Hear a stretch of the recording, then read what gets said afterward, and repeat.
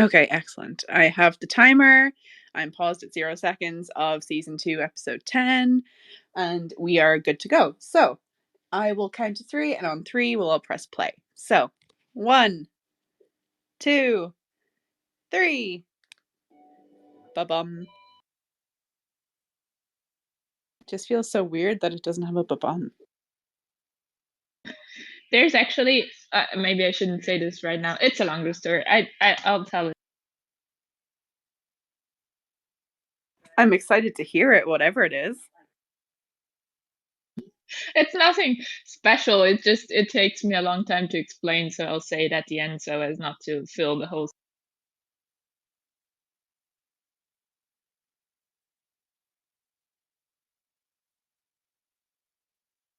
Is this her original psychic? I don't think it is, no? No, this is the replacement psychic. Got it. It's a throwback to be back here. This is interesting. Yeah, this actress was in another episode playing, like, I don't know what happened to her old her old psychic, but this one was here too. Another episode ago. I forget what the circumstances were though.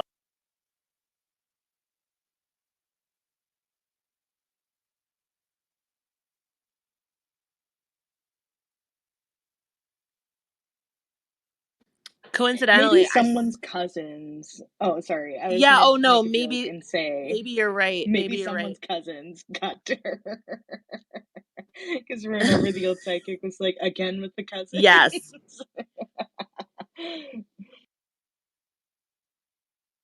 Coincidentally, I saw this actress star in a musical last week, and she is incredible. She won a Tony for a musical she did with Tony Shalhoub. They were in the band's visit together many years ago, and then there's another actor in this episode who is also in the show I saw her in last week. So it's like kind of a weird. I'm seeing all the people that I saw very recently on stage. That is very cool. I love that. Well, I just love Amy for casting all these Broadway actors. Like, it's so cool.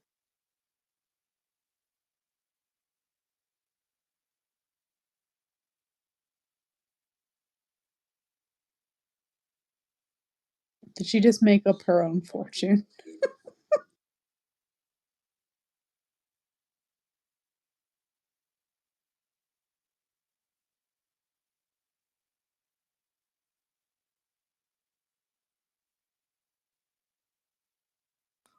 She did make it up. She assumed.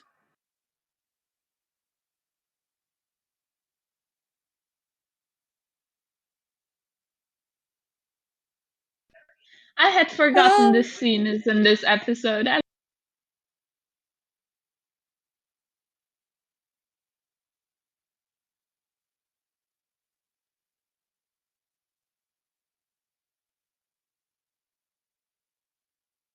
Yeah. Hi, Chris. Hello. Do you need a timestamp? I do. It is 3 minutes and 39 seconds. The dresses on that singing group are all incredible.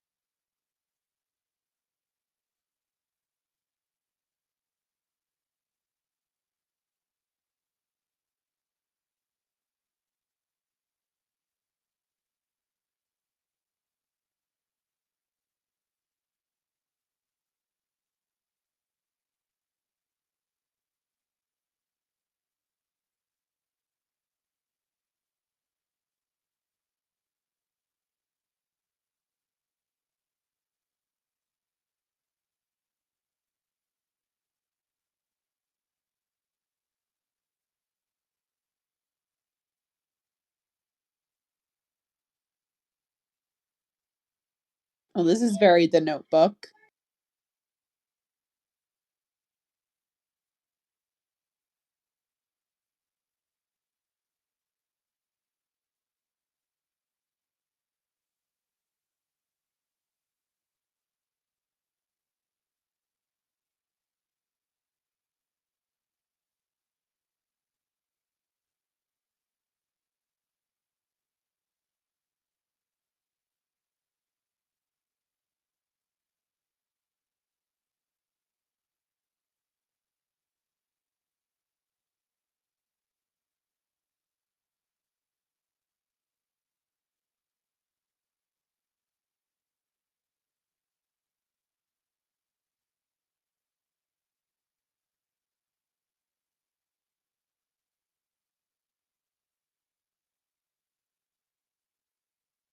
Blech.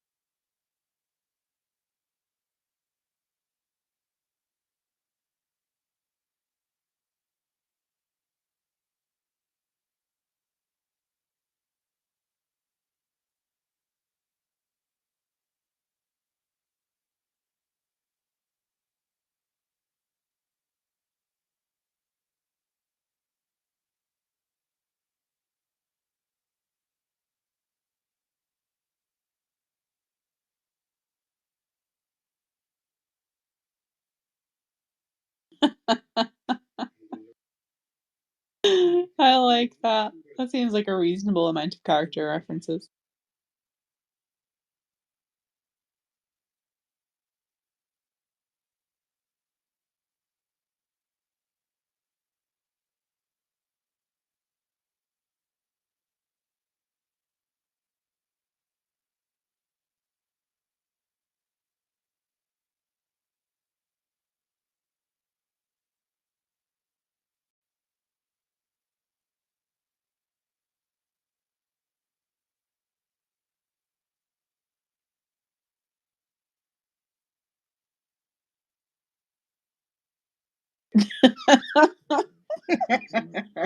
Oh, he's in fine form.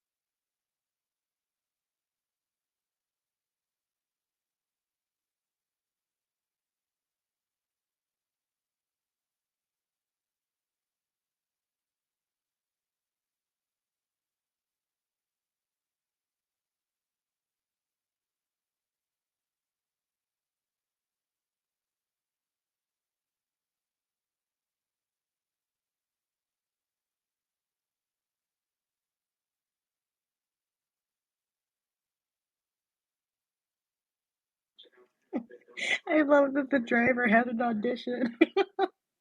Yeah, that seems very on brand.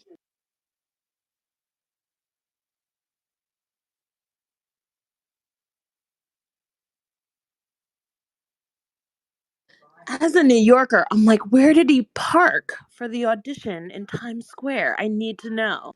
That is a valid question. Like, you can't park a truck anywhere. He probably just put the hazards on like he was a delivery Yeah, or that something. has to be it. That's what I was just thinking.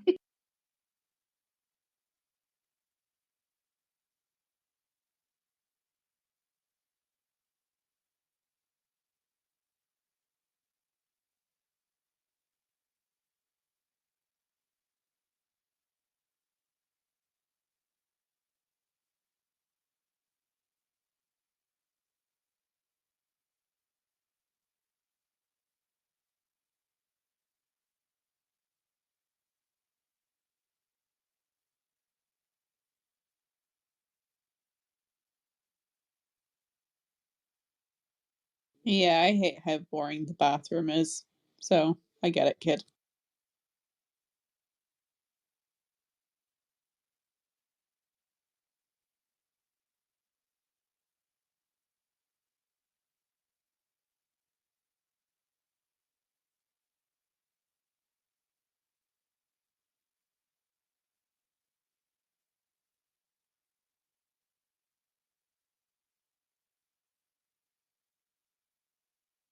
I love those red couches. Oh yeah, I want them all. I would sell my soul for one, let alone two.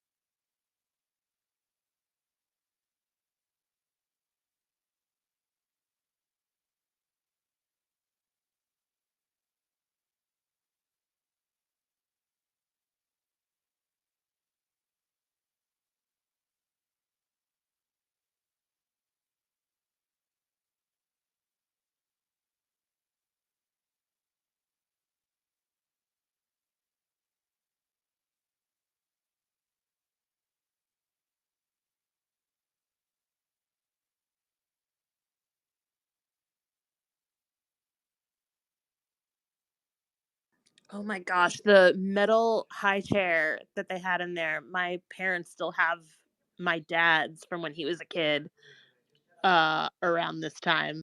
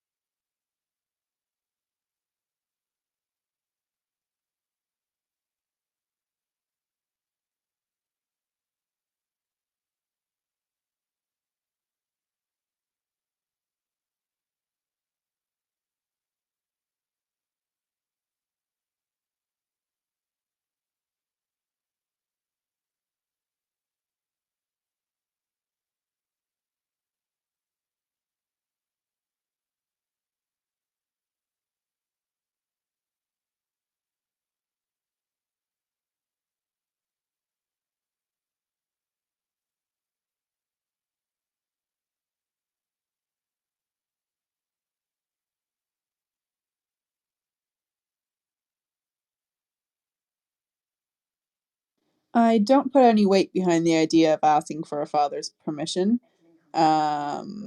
But I do appreciate Abe, the kind of thoroughness of it. It was comical, but also it's sweet in its own way that he wants to know so much about Benjamin.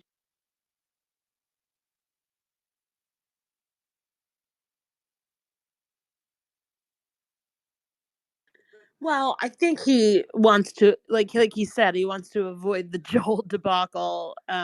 He just wants to make sure that she's picking correctly this time.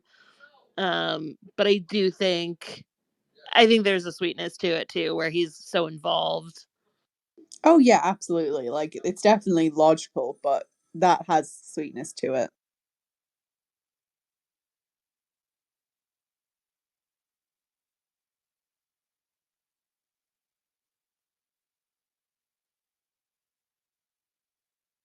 Rutro.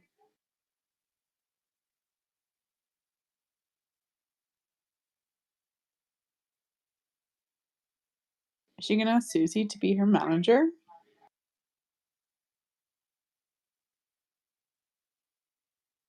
No, Maybe I think Sophie's just gonna whack her, you I was know. gonna say she's luring her in to kill her. I get the feeling that she now has like really awkward respect for her and how much she's willing to fight for Midge. And she liked it, I think. That's my prediction.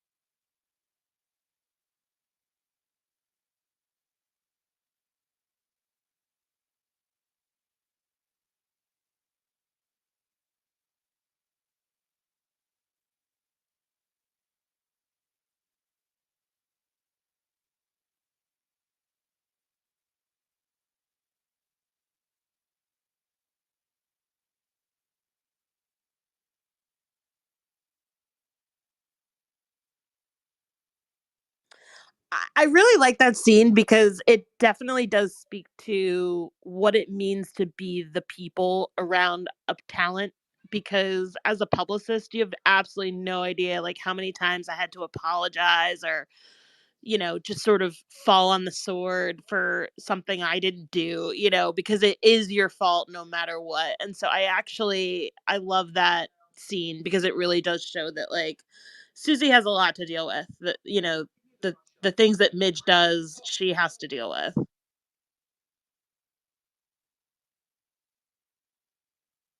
Yeah, sorry, I was focusing on the scene. Oh, oh, Joel's gonna have a fit. Oh yeah. Yeah, sorry. Yeah, I completely agree with you, Diane. I would love to talk about that afterwards.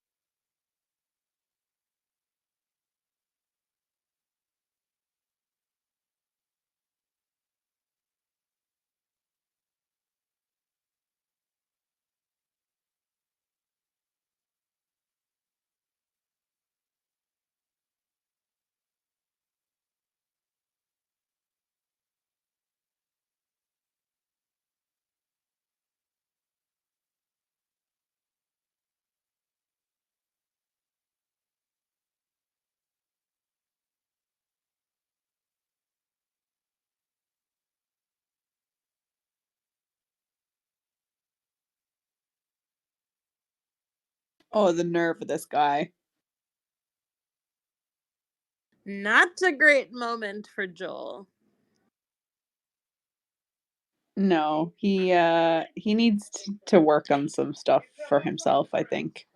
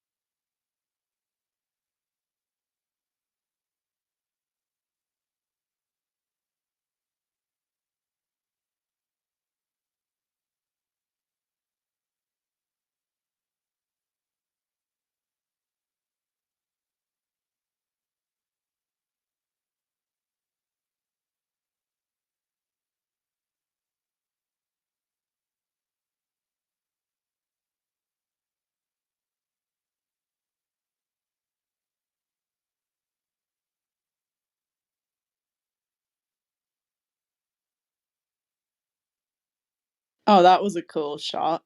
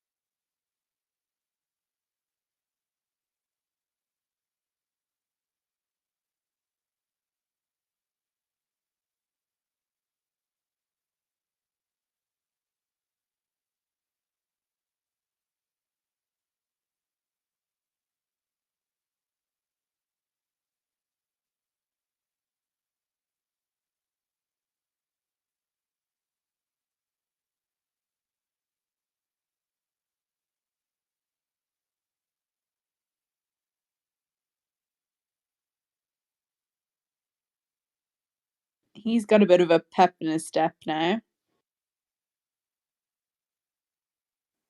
I was just gonna say, like, I really enjoyed that scene, because I just find it so cool just hitting a baseball with a bat.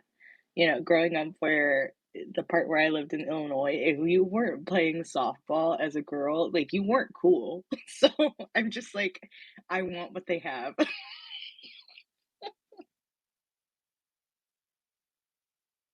I personally love that story. Regina, I would have been so uncool. Me Oh, too. I I quit definitely was softball. uncool. I was not cool at all. I mean, I thought I was cool because I was a swimmer, and I thought, I can swim. Can you? Yeah, I can swim. I used to swim when a swim club when I was younger too. I quit softball. I was in dance class most of my life, and softball did not do it for me. First of all, I had to be outside in the heat, and that did not work for me. It's not good.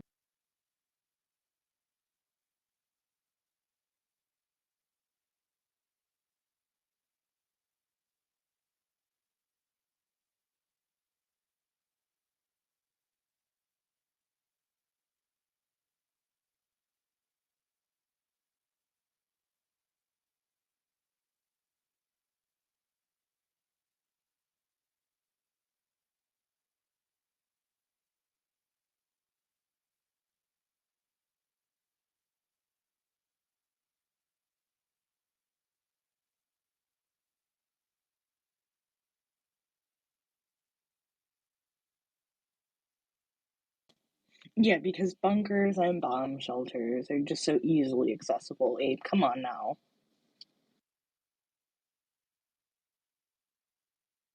It is funny though. You would like I don't feel like it's that out of touch for the Bell Labs people to be like, of course you have a bunker, right? Like it's the 50s, you know.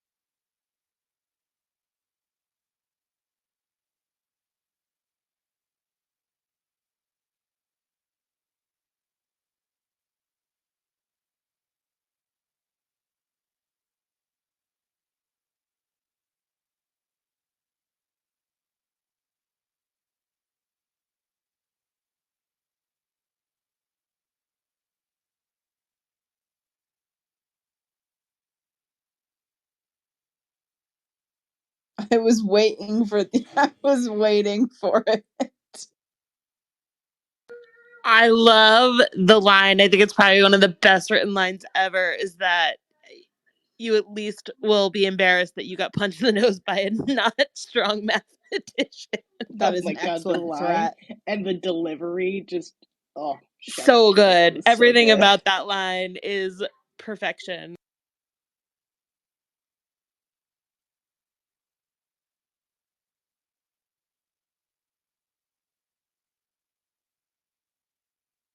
Oh my god, she was in a drawer.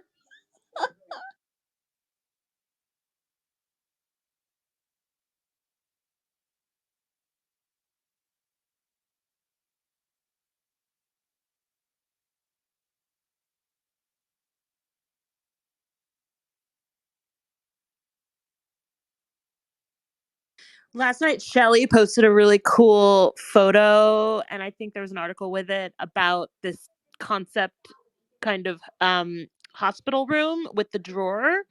And it was actually really interesting. And I think the idea was that you could have the baby there and have the nursery care right on the other side of that wall, but like be close to the baby as well. So it didn't take off, but it's a really cool picture if you want to go see it. I will. Like, it is a very cool idea. I was just completely shocked that the baby came out of a drawer. Yes.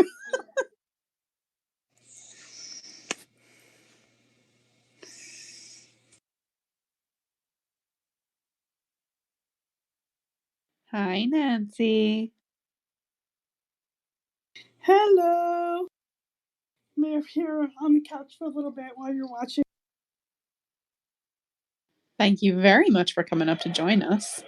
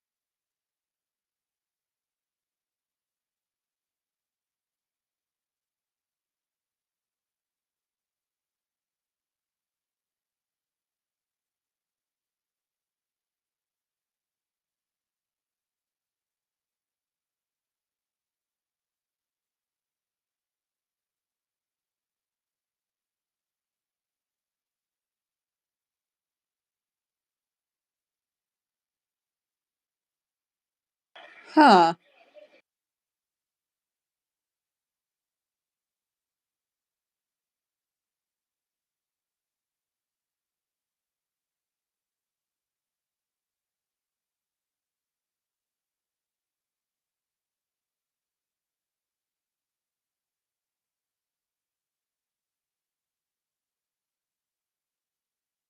Oh, for the love of God.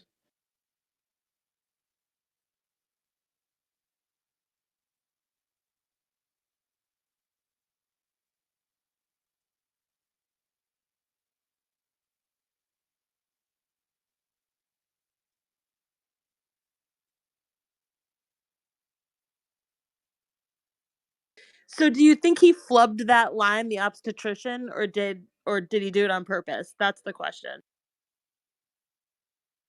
Well, it's really fitting to the scene, so I'm assuming that was on purpose.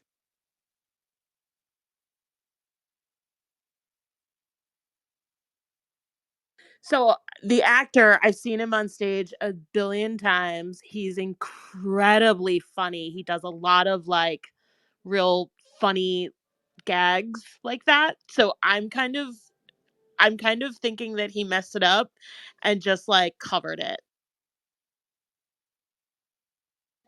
Honestly, it speaks to his talents if he did do that. I've I seen would love I've that literally if it seen I've seen him in the same show like 8 times, and I've seen him mess up a line that I know, and I've seen him cover it brilliantly. So I'm kind of on the side of he messed it up and he did what he does best. He covered it brilliantly.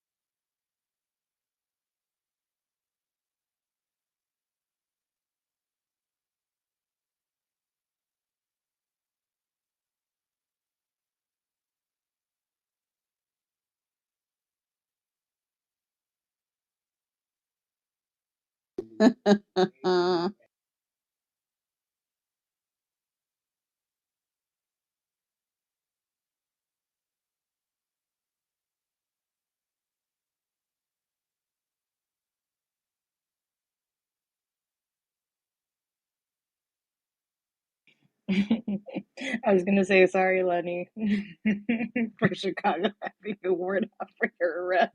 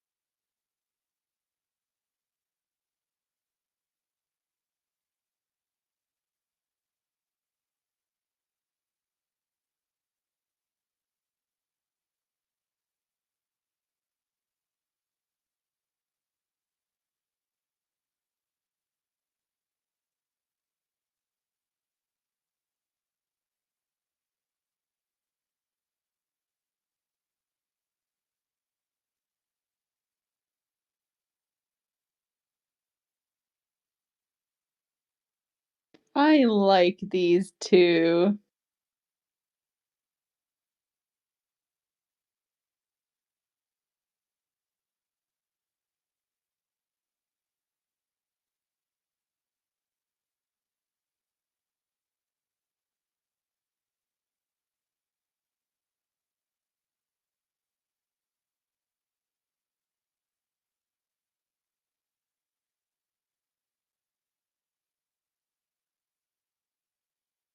Dirty.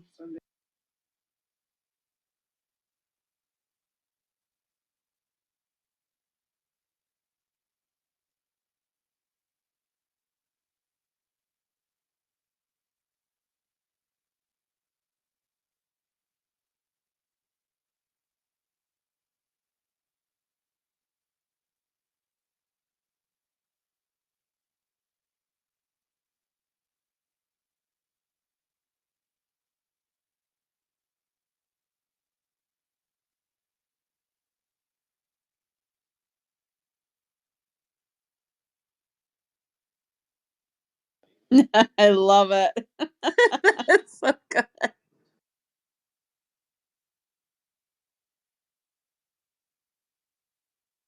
That is such a tall man.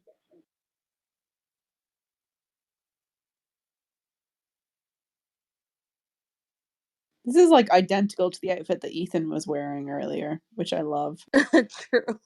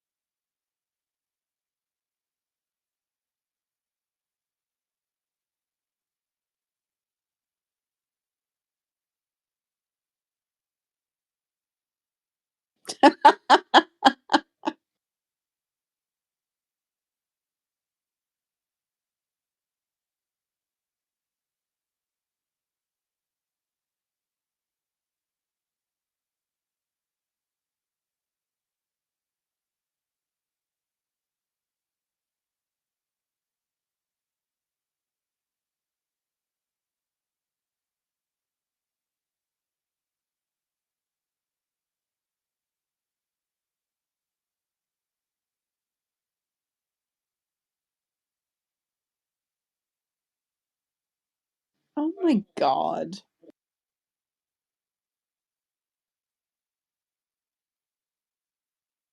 It's so great because Susie actually is from Queens.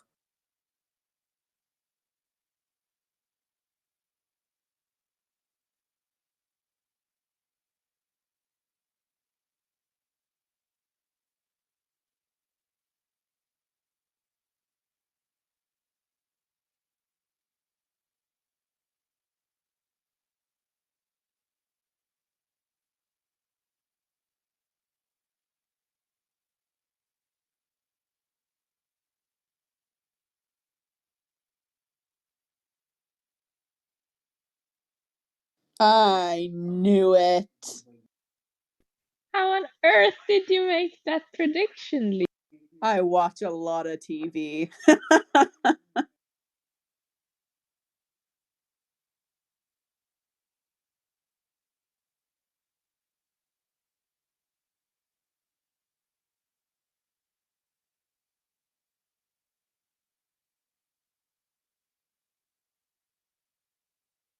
Oh, I love being right. Oh, this feels so good.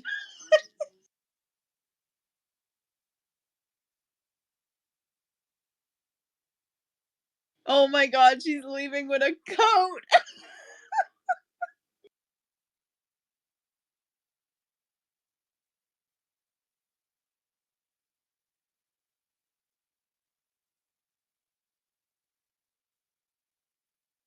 That was my reaction too. Yeah, that's a fair reaction, I think.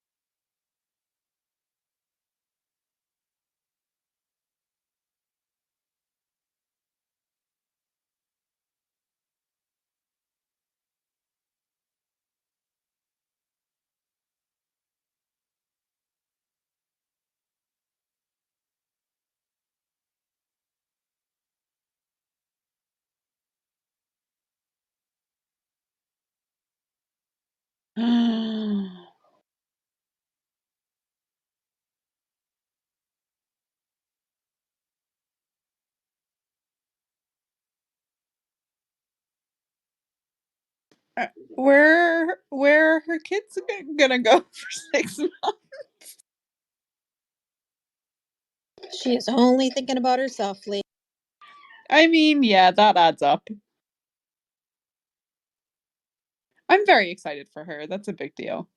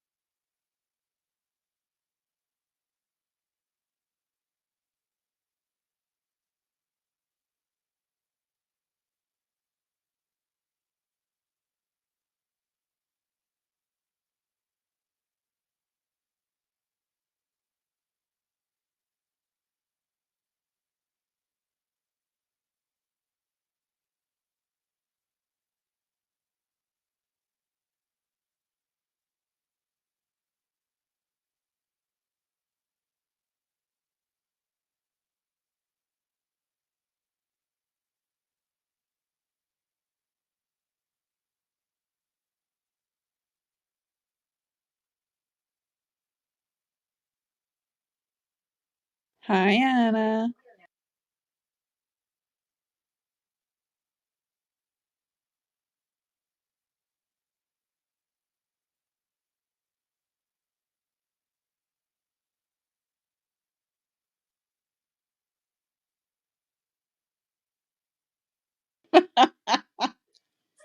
That was funny. I love Susie. I just love her. That's a great line.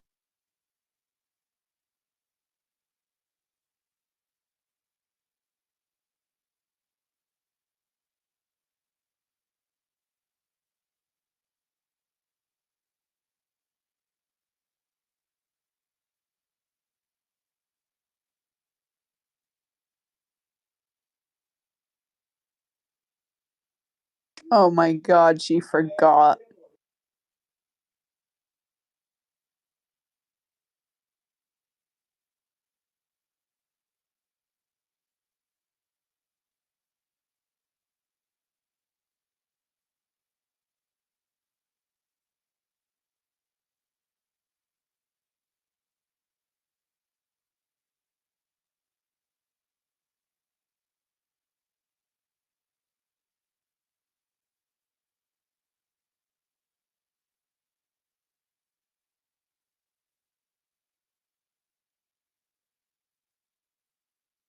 Oh dear.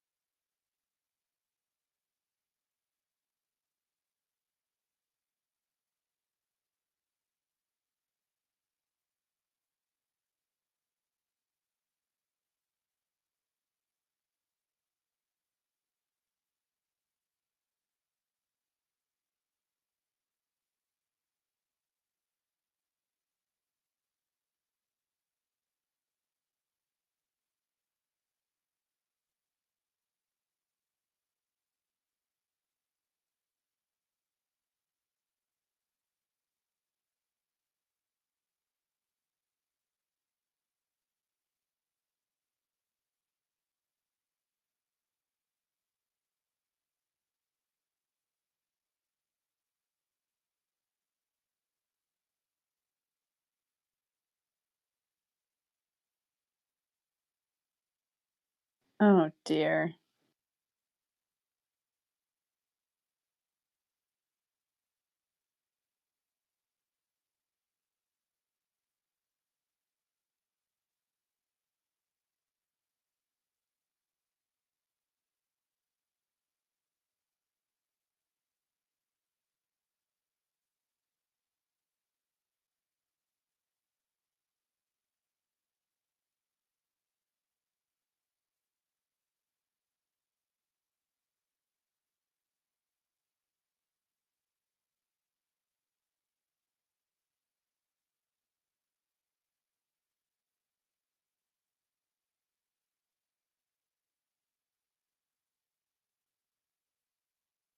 Poor Perry.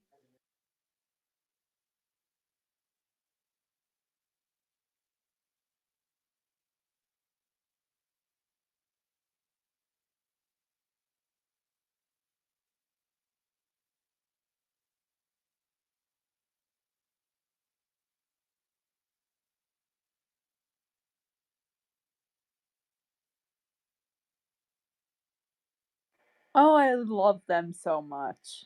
I love their dynamic.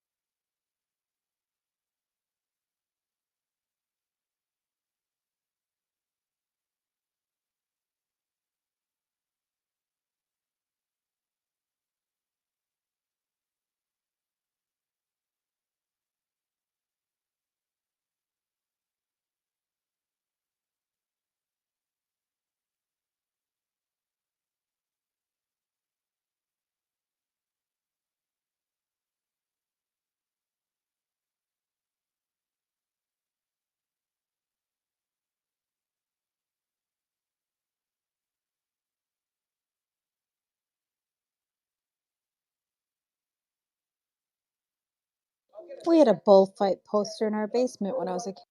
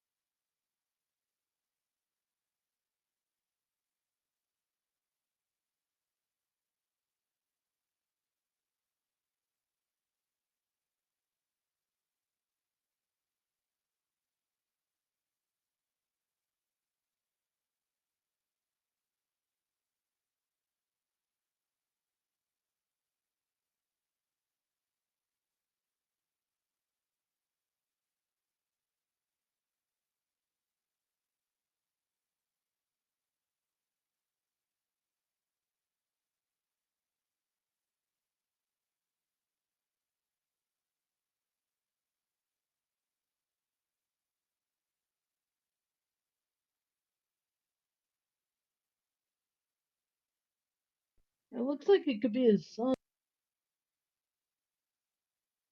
Absolutely. Well, he is friends with his dad, so that does make sense.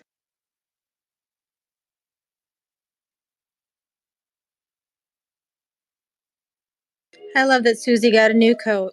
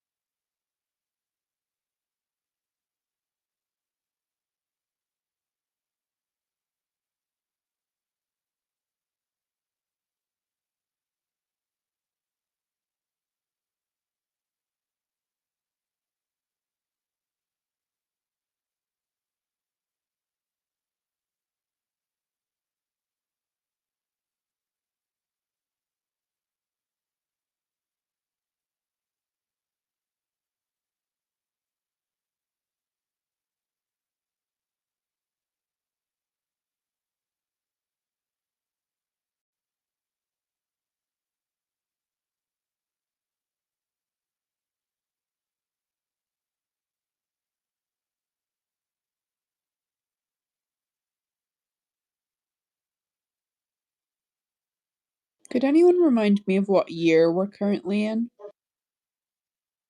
60? It's the end of 59. Perfect. Thank you. That's right.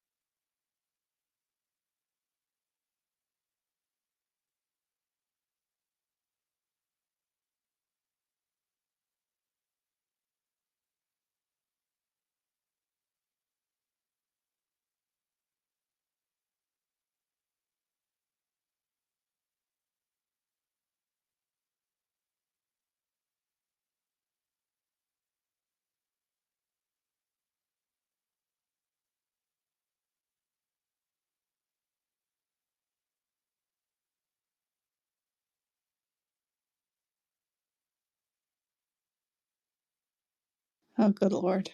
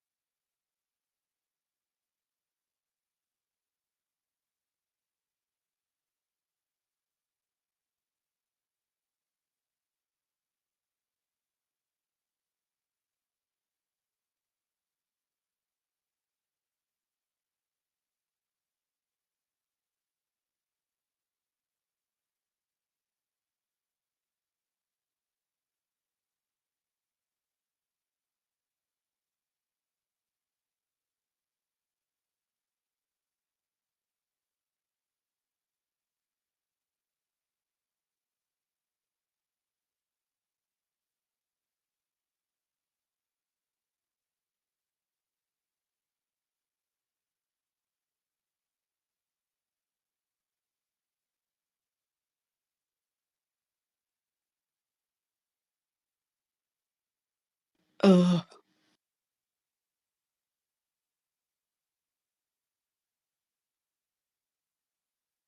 You're the one who made this happen, Lee, with all your predictions.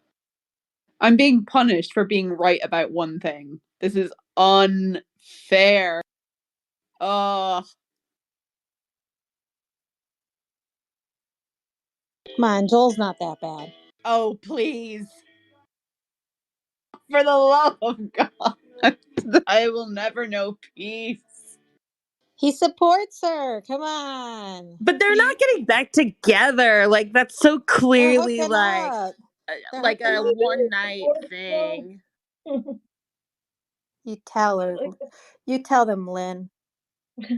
I mean, I feel like he always interferes. Like he's got to be like um the hero or whatever. But when she tries to like, you know, better herself with things, he gets angry and jealous. I don't know. I totally disagree. I think they have like a totally interesting friendship that, they only get each other, and like I don't see this as her like going back to him. I see this as her being like, my life's about to change. I just want to spend one night with someone who really loves me, and that's it. And tomorrow it'll be different. And like I don't think it's going to impact any conclusion that they've come to about their relationship. I think it's just like they love each other clearly, and she just said it. I made a decision that's going to impact the rest of my life, and it's going to mean that I'm going to be alone for the rest of my life, and I made that decision in the span of a 5-minute phone call. So before it all goes into motion, let's just hang out. What about Benjamin, though? He loves her. She supposedly loves him. I don't think she does love him, because I Yeah. think, when she, like, that moment where she stops when Abe is like, guess what? I've decided you can marry him. I think that, you know, that freeze that she does, where she realizes that she hasn't thought about him at all. She realizes that she doesn't care what her father approves or doesn't approve. She's completely made a decision for her life and spent the last, hour or so shopping and being excited about it and telling Susie and all of those things. And like, Benjamin didn't enter her thoughts even once. And so I think that means that she doesn't love him. And I think that's a real hard realization when you realize that someone that you think that you're going to, start a future with, like, just isn't the person, because when a real life event happened, she didn't even think to tell him, like, much less include him in the decision. I agree. Yeah. You also saw it last episode where he wanted to meet her kid and she wasn't, and they were talking about engagement.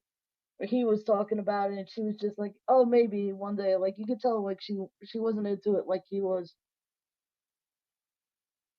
Yeah, and like, Yeah. not to bring up like Gilmore Girls, because we do it a lot and it's like kind of not fair, but like, we've seen this storyline play out before where, in that show, you have a character faced with the real decision. Are you going to marry this man or not? Do you love him or not? And like, sometimes I think the character knows in their gut, no, it's not the right person. It's not the right decision. I don't love this person. You might care about them a lot. And I believe she cares about Benjamin a lot. And on paper, he makes perfect sense. He's not Joel. He's careful. He's, a doctor. He's going to provide for her. He's provided tons of paperwork saying that, like, this is going to be a solid thing.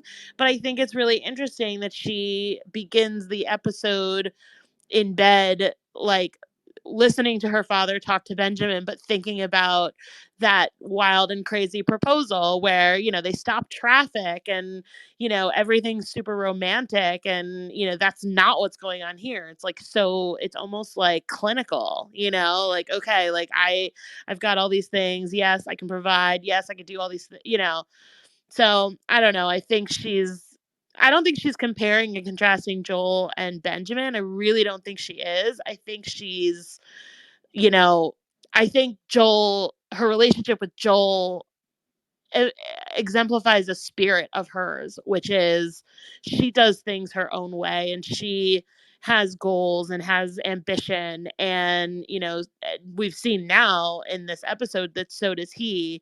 And I think, Benjamin is like more of a safe choice. And so I don't know. I think she's running toward the unexpected or the independence, and that is what she had with Joel for a little while at least. And I think her just like hooking up with him at the end is just more of like, I don't know, what I'm trying to say is that like he helps her get to a place in her own mind of like, I'm going to do like whatever the f I want, which is kind of how Joel is. I'm just going to do whatever I want. And I kind of like this for them, that they're sort of, I don't know. I think they get each other, and that on that level. I think they both possess that spirit, and I think they get it in each other. Yeah, I was just going to remark that I found it interesting that um, as you watch the episodes after uh, and Benjamin are in that little raft, kind of seeing their relationship unfold. And it always kind of seemed that like Midge always kind of kept him at a distance, especially after the one where Midge buys the painting, the one that came with the hat. Um, Benjamin is inviting her up, right? And so, she kind of says like, "Oh, like it's my anniversary, like 1 year. I've never done this with anyone except Joel after the separation." And so that's not to say that she should have gone up there.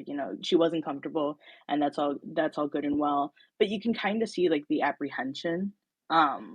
And even then, like when he visited her in the park and kind of talked about like meeting kids or whatever, again, there's that apprehension. And so you kind of see that through line that Benjamin, as great as he was, really wasn't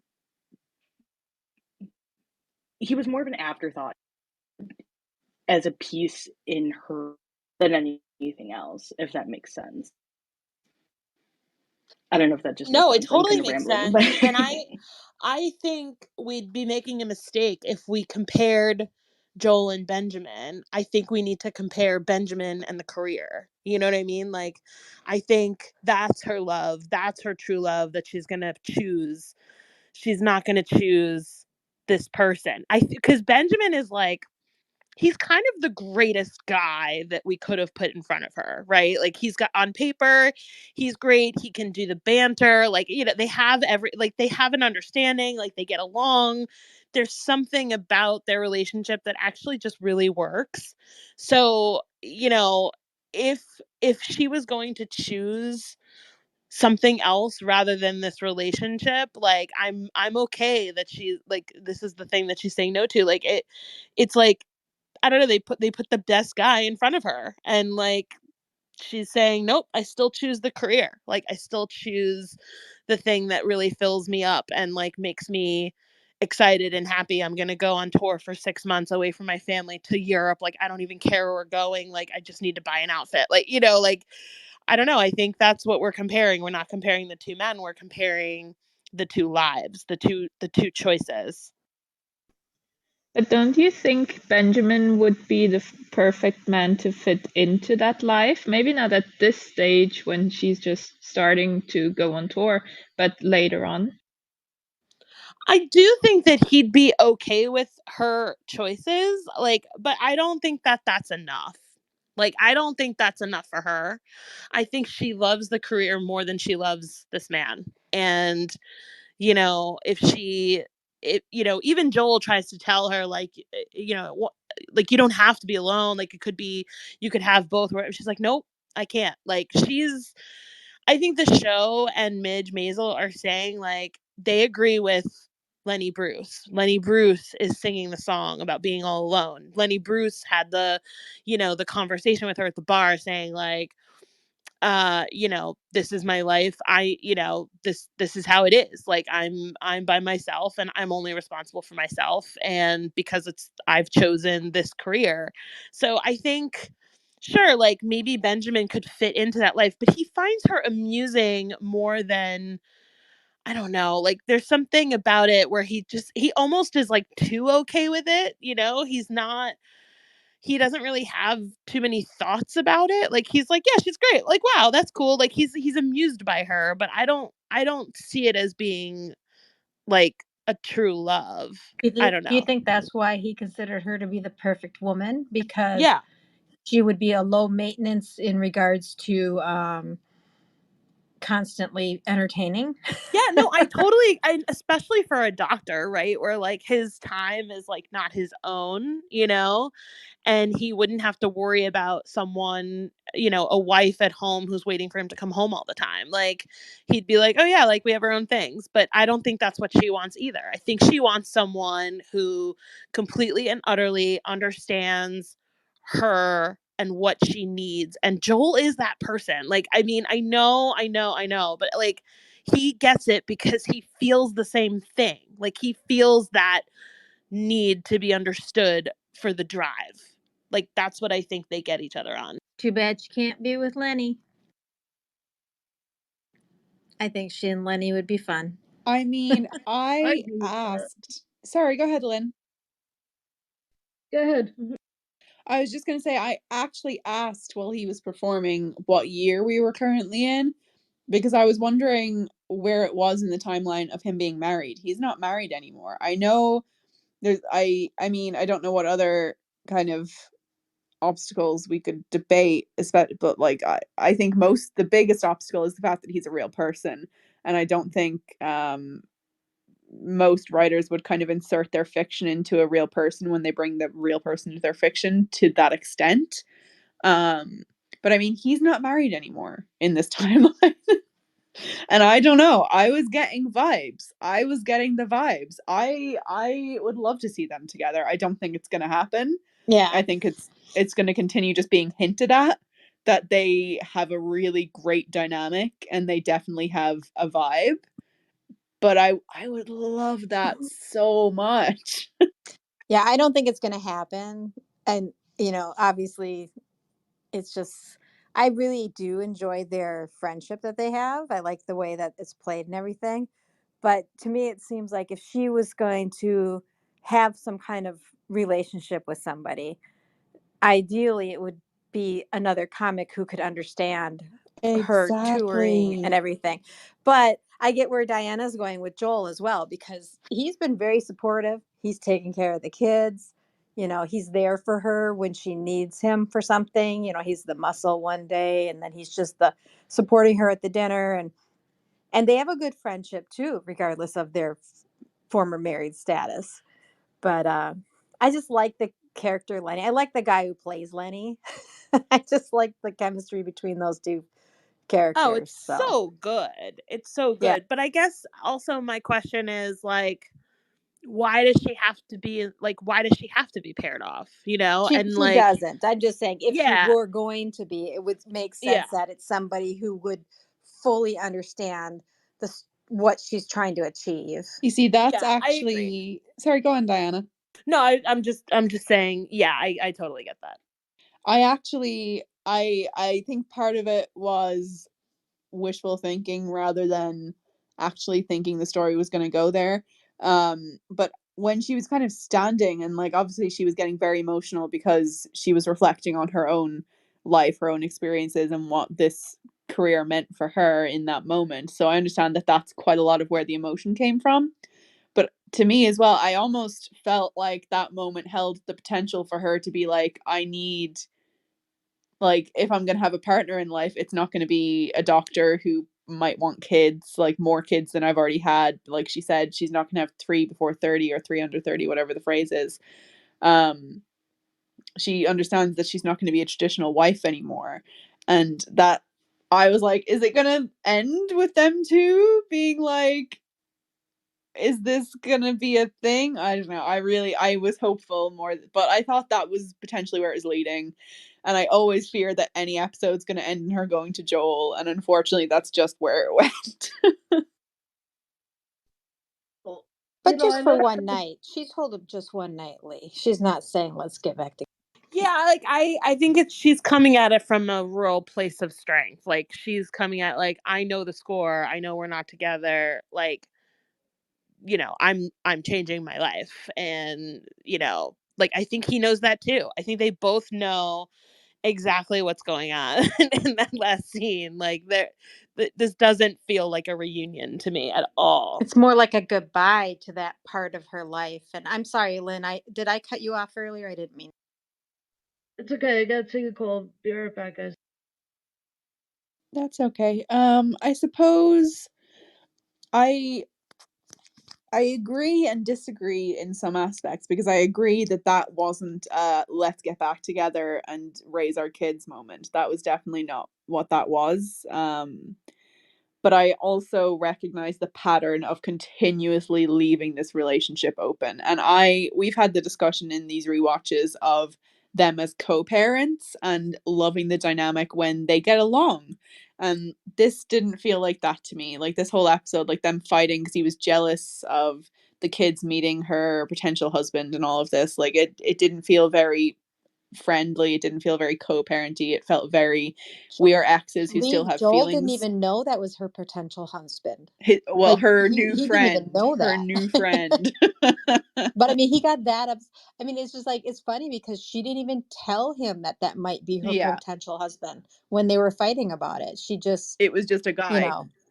yeah. Yeah, so that's what I mean. I agreed that that particular moment didn't read as they're going to get back together and live happily ever after, but I also am so wary of the continuous need to leave this relationship open and where it might lead in future seasons. I know John I haven't been to any of the watches with John in a while, so I don't know if this is still his ongoing theory, but I know he was originally theorizing these two being the long-term goal of this show, like aside from Midge's career, was to rebuild them while actually knowing each other and being comfortable in their own skin. So like if Joel is now going to open his own club and he's going to finally find his niche and she's finally going to be a successful comedian, are they eventually going to come back to this never closed relationship? And I think he said something like that last night, that like that would jive well with her career. So I think maybe he is thinking that. yeah, My personal theory is that Midge does not end up with a man in this show. I would That is love that. my prediction. Like I don't think I think this show is trying to tell a different story of like you don't need to be partnered up to be a successful, wonderful human being. Like, and I think it's also making a real strong case about like not being able to quote have it all. Which other shows argue it differently, and that's totally fine. But I think that's the conceit of the show, is that she's choosing to make only herself happy, and that's a choice. That is a perfectly reasonable choice, to live all alone, to be Lenny Bruce, and so I don't know. I think if the very last episode of this series was Midge unattached, I'd be kind of happy about it. I think I'd be the same way too. Like during my first ever watch of the last season, season one, I kind of got this vibe, and I was like, oh, okay, maybe I do want Lenny and Midge to get together. Maybe not now, but maybe some point in the future. But after watching this season finale, I realized, yeah, that's not what I want. You know, I just thinking of Lenny and Midge together, it's not jiving with me at the moment. um, I'd want someone who's, if she were to end up with someone, to be supportive of her, kind of like Joel. And that's not to say that I want her and Joel to get back together, but I don't know, just the idea of her being with Lenny, it's not clicking with me. And if she were to end up alone too, with no one at the end, just herself, when you establish career, successful, I'd be happy with that too. But as long as, I think, if she were to be a confidant with Lenny, if she had that friendship, I think that would be more beneficial to her than having a relationship with him, if that makes sense. Hey, Yeah. Harvest, y'all, just so you know, Diana, Harvest. Oh my gosh, yes. thank you. Lee, Diane told me she always forgets to harvest during these because we all get so into the conversation, and I do too sometimes. Get your kernels, folks. Sarah, I'm dying to hear what you thought. I want to hear your opinions. What do you agree with any of us? Are there parts you think we're kind of ignoring? I don't know. It's so hard for me to formulate my opinion. I agree with parts of everything you said, every one of you said, about Mitch and Lenny getting together. I think I would like that, just based on the fact that they get on together really well. But I would be afraid that it changes their friendship dynamic. I would be afraid that it's not the same anymore. That's why I'm a bit wary of that. But I agree with the rest that has been said. And I did want to say that Luke Kirby, the actor who plays Lenny Bruce, won an Emmy Award for this episode. Oh, wow. Oh, I So didn't know well that. deserved. Wow, I didn't. That's so cool. I love that. Thank you, Sarah. He's fantastic in this. Good afternoon, ladies. Is there any gentlemen here? I don't know. But last night we found the original. I posted it on Discord last night. I found the original. The last comedy routine in the episode was actually from Lenny Bruce's original thing. So I posted that over in Discord if you wanted to go look at that. Amazing. Yeah. So they did the exact, almost replica of the same comedy sketch that Lenny Bruce did on the let me see what whose show was it? I can't remember now. Steve Allen show. What? Steve Allen show. Steve Allen show. Thank you. Yeah, so it's the original. Might have to scroll a little bit now. Yeah, I'm gonna have to go find that and the picture. Was it Shelly? Did you say? Did you guys say Yeah. Shelly posted a picture of the baby unit? Yes. I'll have to go look at those after. I'm I very posted in the excited. There was no a lot of spoilers. fun stuff in this episode. Yeah, I posted in the no spoilers section. Perfect. Thank you, Nancy. Thank you so much for sharing that. That's really cool to know. Yeah. It's Lenny Bruce was on Steve Allen on April 5th, 1959. So the performance that he did on the Maisel episode was, I think, after that, but they modeled it right after the footage, right after what he did on the show, and right after what he did on Steve Allen's show. Did I get that out right? Yes, absolutely. And what Shelley posted was about the baby drawers. That's this like as much like for every discussion we have about the characters and their journeys, like I love those discussions. I feel like we could talk for just as long as about like the cultural, like, well, we do. We kind of every week we decide different things to focus on, and just the cultural, like that detail, do you know what I mean? Of oh, it's so good. It's so good. This is such a good show. And I always, I'm just so glad that Remarkist had it on the slate, because I never would have looked at the show and been like, you know what, yeah, that's a show I'm gonna sit and binge or sit and watch. It's just not, it doesn't fit any of my typical genres, I suppose. So and then again, I rarely use Prime, so that's probably another one. So the fact that I got introduced to the show through this community is just really, really cool. And It's just like I don't think I would have seen any of the Mike Flanagan universe that you introduced us. Oh well, I'm just very glad to have introduced people to that. Like I love that Not I to brought cross people show, into. but like the same thing, you wouldn't have seen this, and I like grateful for this community that lets us experience all these things that I wouldn't have seen if I just stayed in my. Absolutely. Let's not remind Lee about that show at this moment because somebody hasn't caught up yet. I won't spoil you, Chris. I won't say anything, I promise. But I do expect you to somehow magically catch up by Saturday. But no pressure. It's a demon, not Lenny Bruce. So Lenny anyway, Bruce is a demon. no, I said not Lenny Bruce. So, what did you think about Abe's reaction? Like he just when she just looked at him and he knew she wasn't going to marry Benjamin after all that stuff he put him through. It's almost like he became this little kid. He's like, "What?" You know? But he just knows, and he's gonna tell her mom for her in the end. There, I loved that. I loved that moment. It's so good. Like the fact that, I mean, we've talked about this before, but Abe and Midge are like they're almost the same person. They know each other so well. And I love how they understand each other. And I love that he can read a look on her face and know what's happening in her brain. And that is really kind of special, like, yeah, they're always at odds and they're always but they're having conversations that like she doesn't have with her mother. You know what I mean? Like, I don't know. I just loved that scene so much. I love that they understand each other, and even though they're like on opposite ends of it, they get it. They get each other.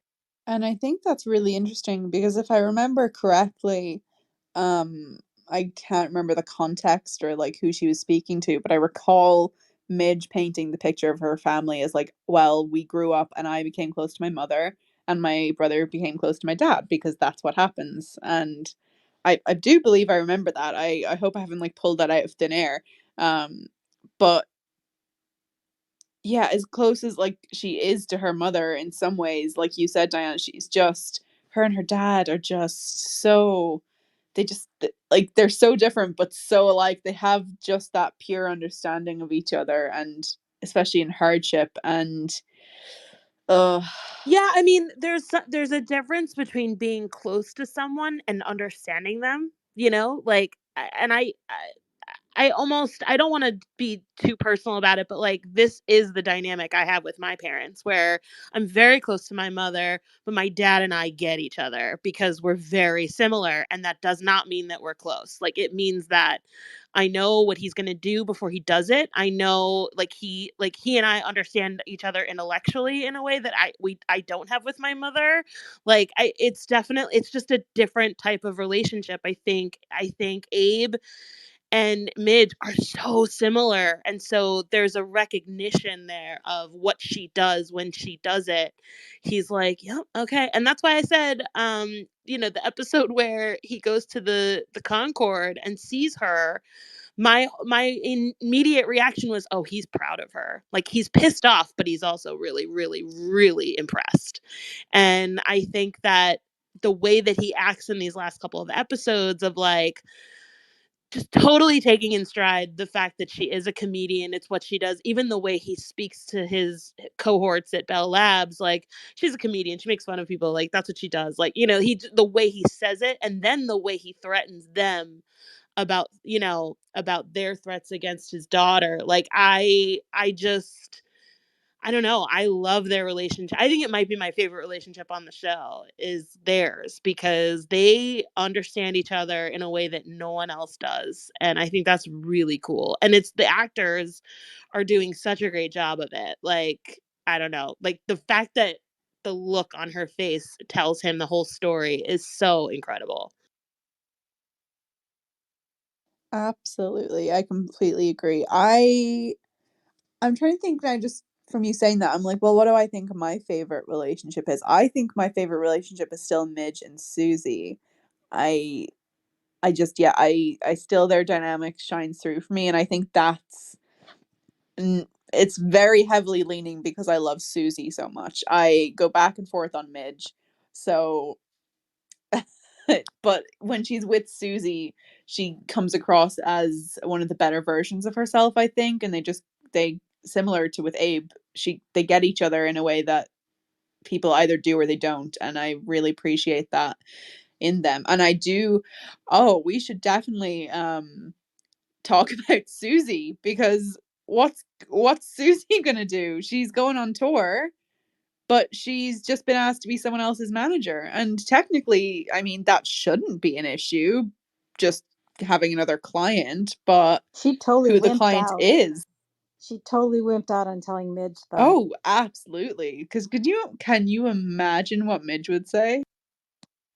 I don't think she's going to be happy. No, She I didn't like. She still doesn't like Sophie, so I think it would make her unhappy, and that's why she wimped out. Plus, maybe she didn't want to bring down Midge's good mood about her new gig. yeah, I'm But trying to think. I don't think she'll be happy because it's Susie, and I don't think she'll be happy with Susie having another client. I think Midge is a deeply selfish person, and oh, I holy, what? Not at all. no, I mean it's not like she said yes to a tour with no concern for what her kids were going to do for half a year, but like I know, I'm just kidding. I Yeah, know. no, I think I never thought about it like that she wouldn't want any other client, but now that you say that, she does always call their working relationship a partnership. The two of them. Look what the two of us did. So yeah, I get what you're saying now. I just never really thought. Yeah, I I just think like love they you went into point out the this. most obvious thing. It's great. Right, they went into this together. It was something that Midge had never done. It was something that Susie had never done, and they decided to take this leap of faith together that they could both do these big things, and they've done it. And I don't think Midge is going to want to share. I don't think she's going to take that well at all. So I'm very interested in how they're going to portray that, because obviously there are multiple layers. It's not just some random new client. It's Sophie, who blah, blah, blah, Susie is also supposed to hate. So, I mean, we don't even know if Susie's going to say yes. Do we think Susie's going to say yes? She would be dumb not to, like her that guy in the bar told her. Oh wait, that was to go visit her to apologize. I got it backwards. God, Chris, get your facts together.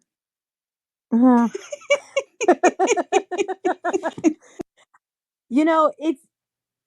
it would be dumb of her not to, but at the same time, she's going to go on tour. How is she supposed to manage somebody else? Yeah, You we've know? learned she's not a fan of long distance phone calls. So, And there are no iPhones, so ooh, I mean, she'll spend all her 10% she makes off Midge on trying to get gigs for her new client by calling from overseas. I mean, it's just like that would be crazy. What did you? Okay, here that's the we job had a though. discussion last night. We had a discussion last night about the reason why Sophie wanted to have Susie manage her. And it was kind of interesting because people were seeing it from different perspectives. What do you see from that conversation of Sophie asking her, why do you think she wants to change management? oh, What do you see from that? I think there's definitely a few angles. I do have to say for myself, I'm very impressed with how I almost like word for word guessed the dialogue of how this was going to go, because I thought when I guessed, I was like, she enjoyed that Susie was threatening violence on behalf of Midge. She loved that spunk, and so there's too many people with S names in this show. I'm getting confused. Sophie said that back to Susie when they had their meeting. Like, I want someone who's going to do that for me. I want someone who's going to be willing to fight for me. And I definitely think that's part of it. I think that's a big part of it. Her spunk, her really just over the top willingness to be vulgar and mean when she needs to be on behalf of her clients. But I think the other half of it is that she wants to do something real. Like she said, I'm a student of Yale drama. I want to do serious plays. I want to play more than this one character, and I've seen how um you stand up for your client based on what she is, what she wants to do. I've seen that. And I want someone who's going to do that for me. So I think she not only wants someone who's going to represent her to the ends of the earth, but she wants someone who's going to let her have creative freedom. And she feels very stuck in this character that she's created, even though it's her cash pig. So, like, I think it's definitely a mix of those things. What Who's was everyone saying? What was the big debate last night, if you don't mind me asking? Well, some of it was that, like, so I saw it like that, where she felt like her current management just didn't really believe in her and just wanted to kind of pigeonhole her into her current character, and they weren't really doing much else for her. That's the very short version of mine. And somebody else thought that she just didn't feel passion for herself, and she thought Susie would bring the passion out. What was the other one, Diana? The other way people were seeing it Can hung? I just, before Diana jumps in, I very quickly want to comment on the fact I've been watching so much Euphoria that I just mistaked the phrase cash cow with cash pig. Um, I need to put that on the record because this is being recorded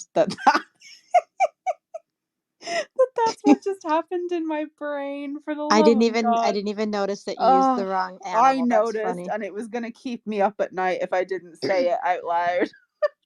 I'm trying to remember what the full other thing was. It was just kind of interesting how differently people were seeing the reason why Sophie wanted to change management. Like somebody else just felt like that Sophie was feeling like she didn't have any passion or anything, and they thought that Susie would bring that out in her. But I felt like it was just different. I was just curious what your thought was on that, because you said it before it happened. You said, is she going to ask her to be your manager before she actually walked in that house? So I was just like, well, why was Lee thinking that?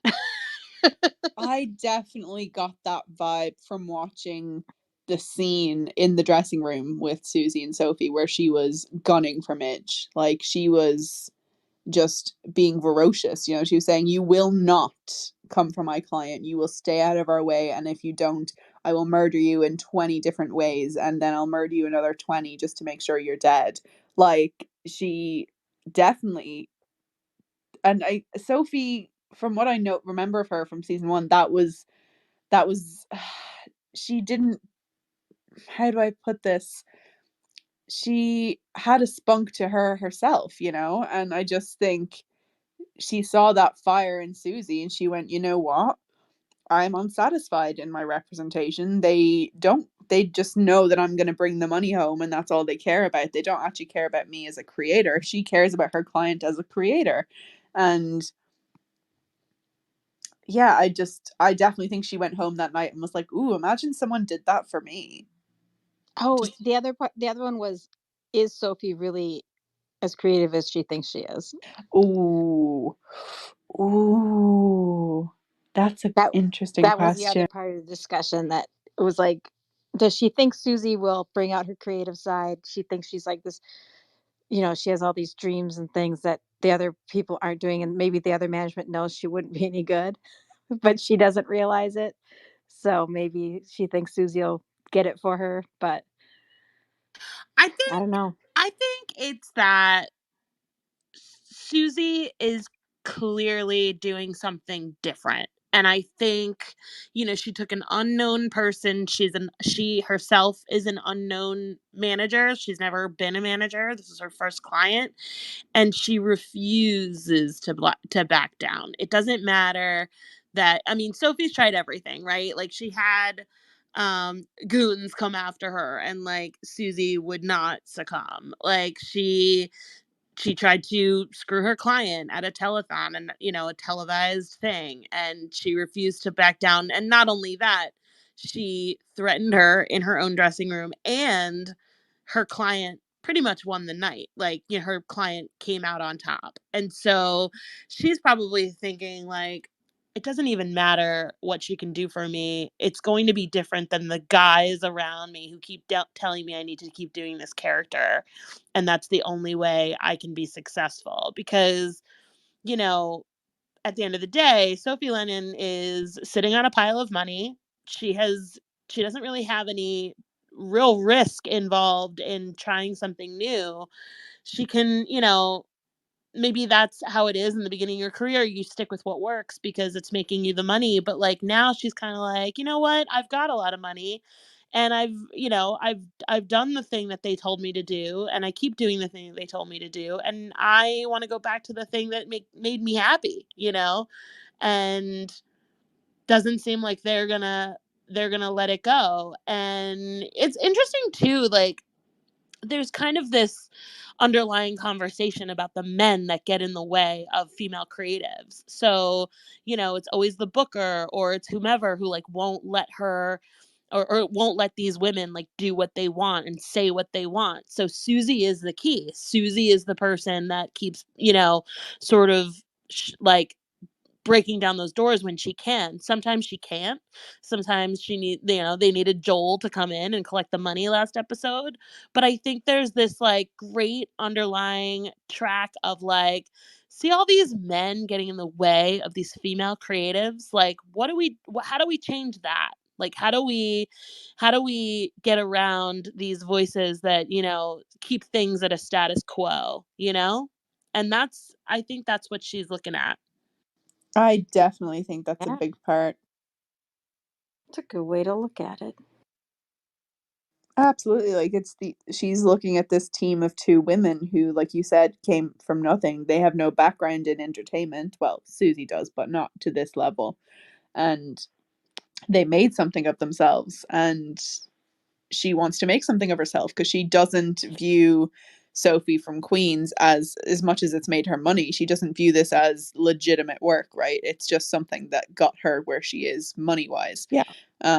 Like she said, I've never been to Queens. I don't care for Sophie. I don't care to have to put on a fat suit every night because that's not legitimate work to me.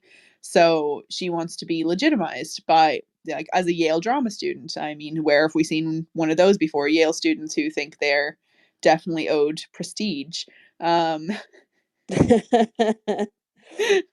I think she's also like, she's, it's legitimacy, yes, but it's also authenticity, like Yes. that's what she's for.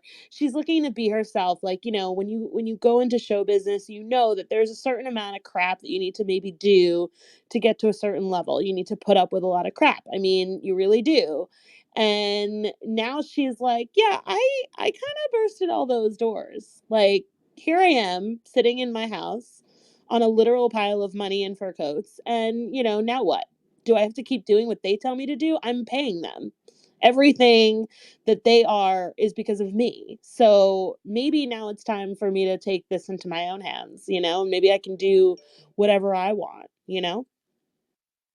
Absolutely. I completely agree with you. And I'm interested to see where that dynamic of the three of them go. I will say, guys, I know there's an event at 8, well, 8 for me, so in 9 minutes for everyone.